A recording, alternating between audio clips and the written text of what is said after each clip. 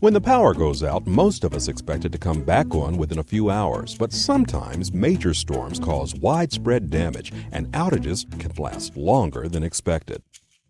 The good news is that your electric co-op's line crews work long, hard hours to restore service safely to the greatest number of members. That's you in the shortest time possible. Ever wonder how they do it?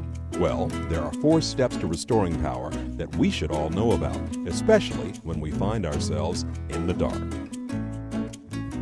Step 1. Repair high-voltage transmission lines. Transmission towers and lines supply power to thousands of members. They rarely fall, but when they do, they must be repaired first before other parts of the system can operate. Step 2. Inspect distribution substation. Distribution substations receive high-voltage power from transmission lines, then disperse that power at a lower voltage to the co-op's main distribution lines. Depending on your electric co-op's service territory, distribution substations can serve either hundreds or thousands of members. When a major power outage occurs, the co-op's line crews inspect the substation to determine if the problem stems from the transmission lines feeding into the substation itself, or if the problem is further down the line. Step 3. Check main distribution lines.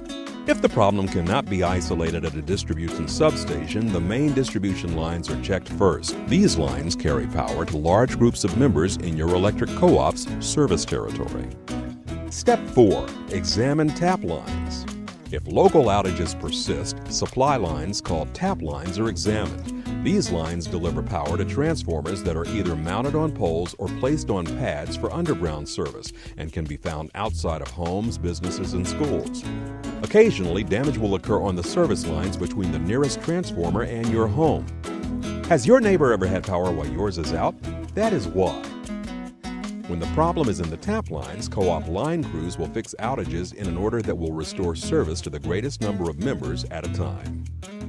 As you can see, restoring power after a major outage is a big job and involves much more than simply flipping a switch or removing a tree from a damaged line. When co-ops work to restore power, they often have the capability to work on multiple parts of the system simultaneously. This ensures reliable power with a faster response time. In the event of an outage, your local line crews will restore power safely to the greatest number of members in the shortest time possible, and we'll keep working until the lights are back on.